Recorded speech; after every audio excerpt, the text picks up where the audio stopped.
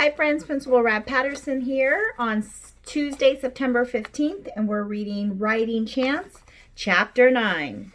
Foster wasn't impressed when I told him about Dre's apartment or the game.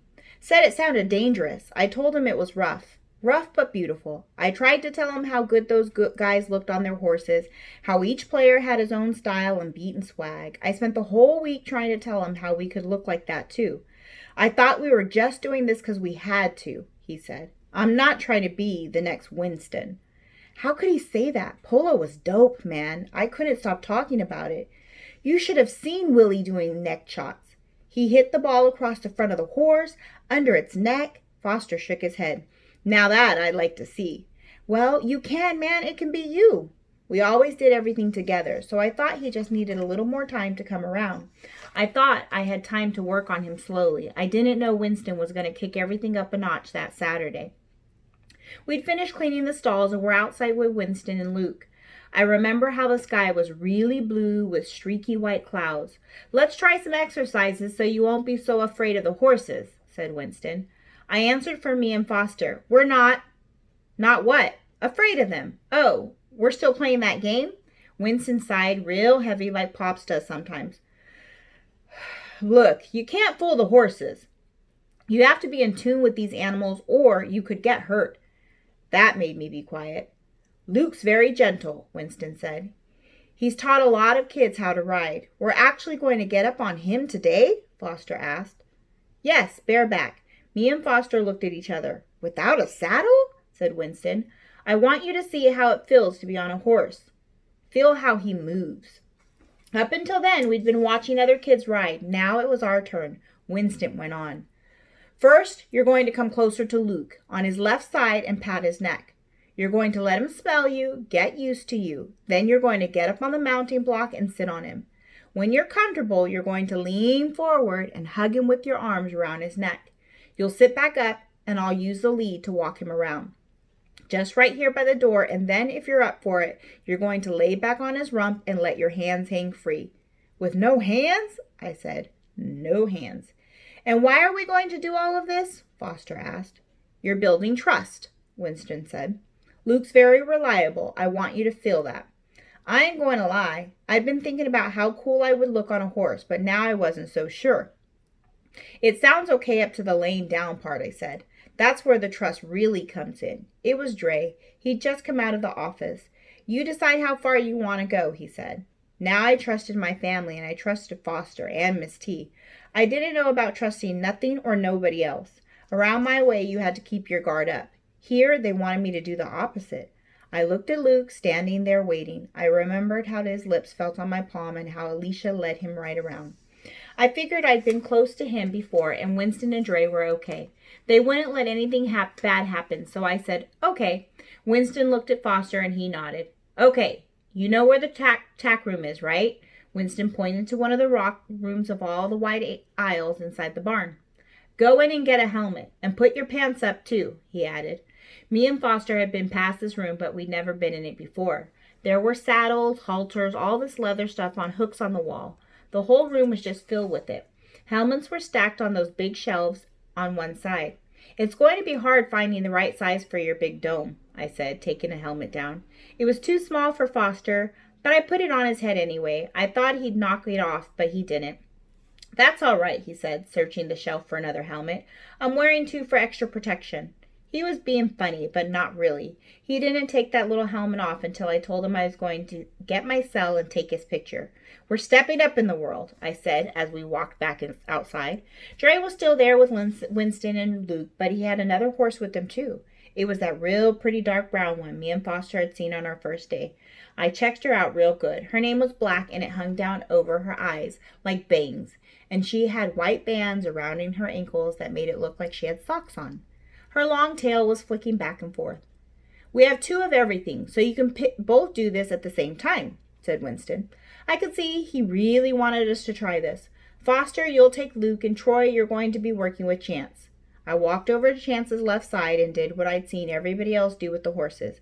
I patted on the neck. I still wasn't used to that big eyeball, but it didn't look so whack to me like before. I ran my hand over her shoulder and back. Don't be shy about talking to her, said Dre. That way she'll get used to your voice. Hey, Chance, what's up? That big eye took me all in. It didn't hear Foster talking to his horse, though. Dre gave me the lead, and with him right beside me, I walked Chance over to the mounting block. There was another one for Foster. Then we had a problem, trapped by our pants. I can't get my leg up over the horse, said Foster. I didn't turn around to look at him because I was afraid to take my eyes off Chance. But I was stuck too. My pants didn't give me enough room to swing my right leg up. Couldn't ease down onto the horse like Winston told us. I was sort of squatting over Chance with one leg still on the block. I guess we're going to have to start wearing pants like Winston, I said, trying to make a joke.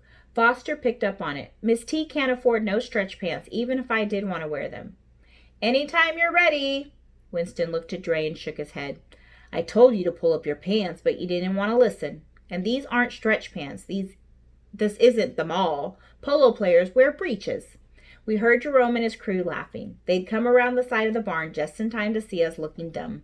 Chance was starting to paw the ground. Even she wanted me to get it together. I hitched up my pants and swung my right leg over Chance, and I was on her back.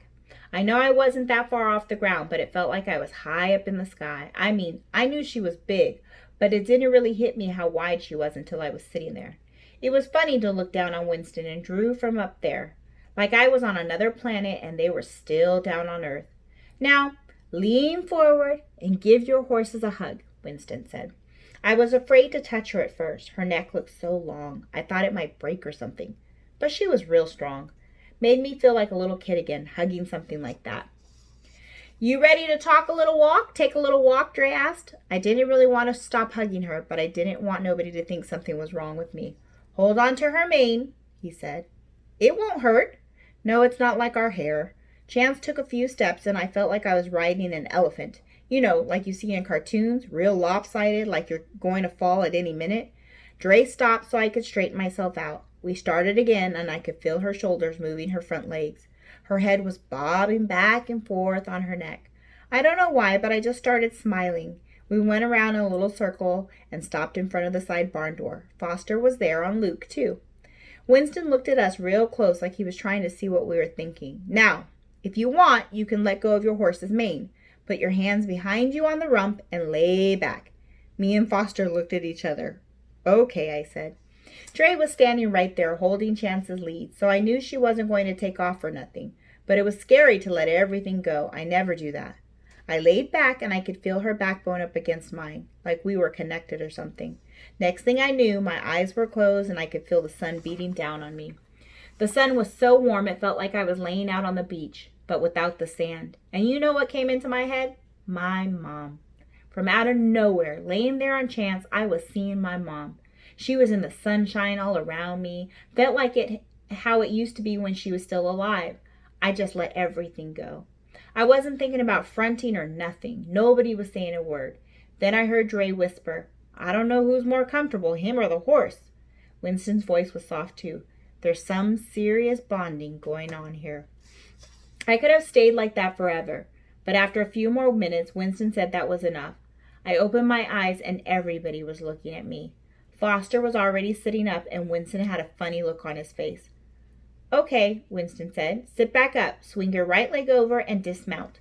I slid back down to the ground and laid my head on against Chance's side. Didn't want anybody to know I had a lump in my throat, but it felt like Chance knew. She knew she'd made everything all right. Winston didn't have anything else for us to do after that. I was glad, because I don't know how I was sort of confused. The leaves on the trees looked greener, and I noticed all the birds twittering around.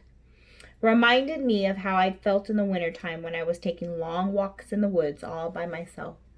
I felt like that until me and Foster went inside the barn to get our backpacks. That's when I saw Jerome's drawings on Dre's Star of the Week board. One was of a cell phone sitting on a turd. But worse than that was the second one. He'd drawn a guy wearing baggy pants, squatting over a horse with his eyes shut real tight. And that was chapter 9 of Riding Chance. So I think we found a little bit out about the title. Hopefully you enjoyed chapter 9, and I look forward to reading chapter 10. Bye, friends.